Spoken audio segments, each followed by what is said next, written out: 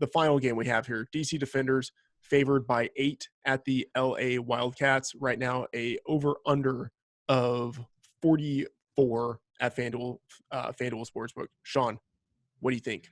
So, I mean, this is the best team versus the worst team in my power rating. So, this line looks about right. I thought Defenders were going to open up maybe double-digit favorites, like -10, but we're not quite there yet. I think it could end up there. These two teams made a trade last week, and DC got Anthony Johnson. He looked great. He had 2 sacks. I would consider DC the most complete team in the league, so it'll be interesting to see how they handle a team like LA on the road. They should win handily, but we'll see how they handle the situation. LA coaching has been disaster. I mean, Norm Chow hasn't been great. Winston Moss was just chilling on the sidelines last weekend. I consider LA the worst team. I'm right in line with the market here, so this might be something I wait to come in game. If LA were to get up early, I might come in on DC, but I'm just staying away from this game in general. I'm just not sure how this game's going to play out, and like I said, I'm pretty much in line with the -8.5, so I'm not going to touch this one. Raybon, where are you?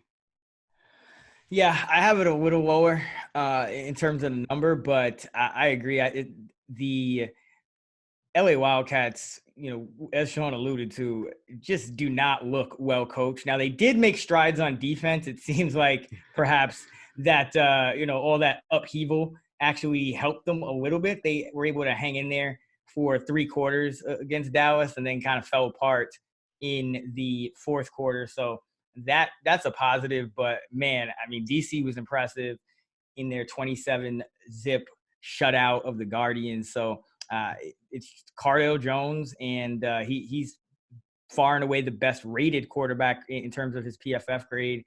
And this LA team, they missed a ton of tackles, missed 13 in last week's loss to Dallas, and that's hurted them on defense. So this is a game where I think it's one where I want to bet the under as well, but I'm a little concerned just because LA's defense has been pretty bad. And they're the worst rated defense out of all the defenses in PFF, worse than even Seattle. So LA's defense kind of worries me against this Defenders team that has been impressive 2 weeks in a row, 31 points in week 1, 27 points in week 2. And now they're facing the worst defense in the league. They could put up a big number. So this is a high upside team.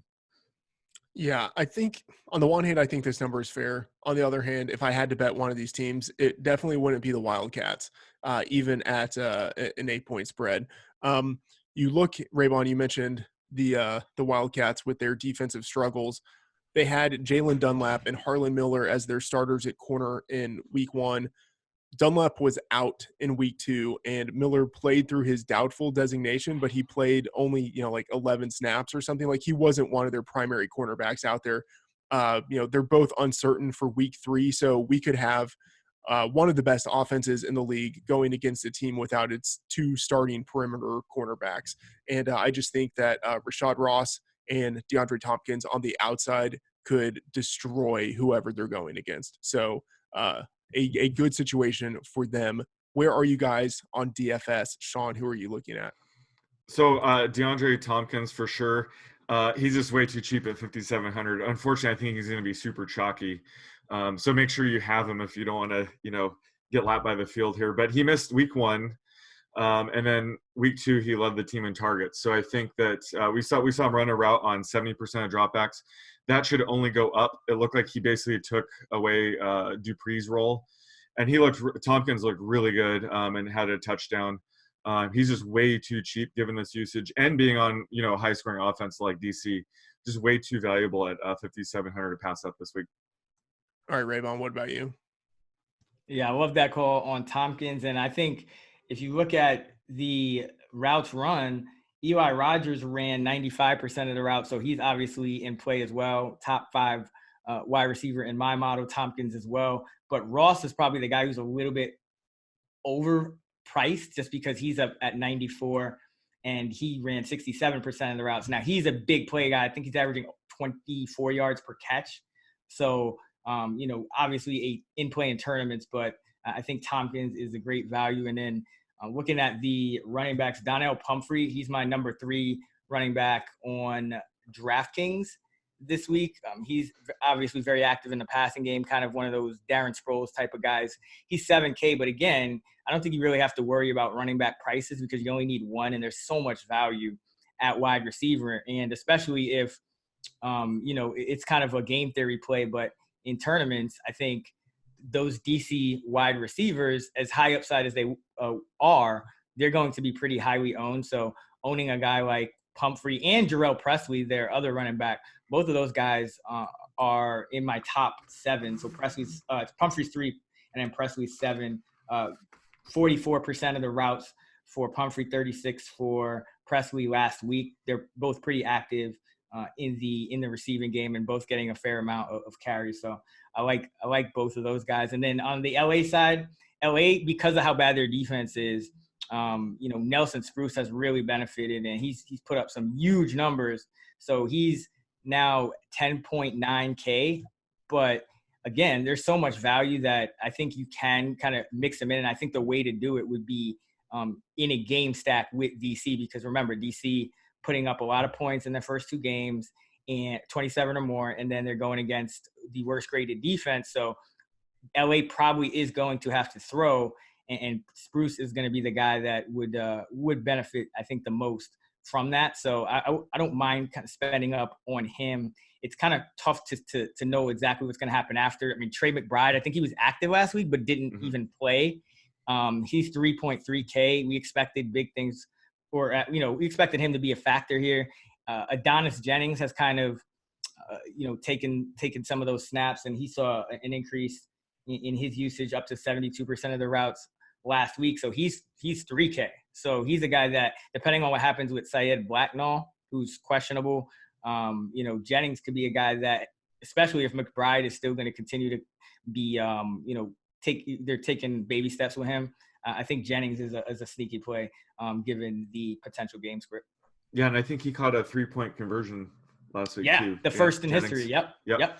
And the guy I'm fading is Elijah Hood. I think he had a couple of goal line carries, didn't really get it done. They don't seem like they can get him in the end zone. I think that would really be his value. And on top of that, he's not been active in the passing game, and that's a real problem. He had a 3% target share in week 1, 0% in week 2, and his routes run went from 9% in week 1 to 44% in week 2. He didn't even get a target despite all of that. But I think depending on what happens with Dwan Harris, in week 1 with Harris active, the running backs were all not as involved in the pass game, but Hood's pass game usage spiked with Harris out. Martez Carter, their returner, he's also a running back. I could see them start to work him in more if Hood's not really contributing in the pass game. So Hood is my number 11 on FanDuel, 12 on DK. Not really feeling him this week. Hood definitely had the best in-game interview. They asked him what happened on that fumble. Did you hear that? He dropped like 2 F-bombs in 6 words. Oh, yeah. Yeah. I'll be watching. I just won't be rostering it. Yeah, and just sitting there slumped on the bench looking like he's about to cry. It's fantastic. I love the in-game interviews when they talk to people who just messed up. That is so much better than when they talk to people who just did something good. Because when they talk to – I'm sorry, Matt Mitchell. I know you're going to edit this out. When they talk to people who did something good, it's like – we just make plays. We keep making plays. We're playmakers. When they interview someone who's screwed up, it's like this guy who's like a world-class athlete looks totally dejected, and he's like thinking like, I'm not going to be able to feed my family this week because I'm about to be cut. Yeah. I mean, and the best is like the overly optimistic quarterbacks, like Josh Johnson's like, we'll do better. Just got to finish drives. We'll do better. And then like the end of the game comes and they lose and like he doesn't convert. He's like, just had to do better, man. Just had to do better. It's like, damn, bro. Like we could see this coming from a mile away. Yeah, well, I love when they ask, like, what do you need to do to score more points? And they're like, finish drives. And it's like, I basically just asked you, what did you need to do to finish drives? And you just said, finish drives. Anyway, okay.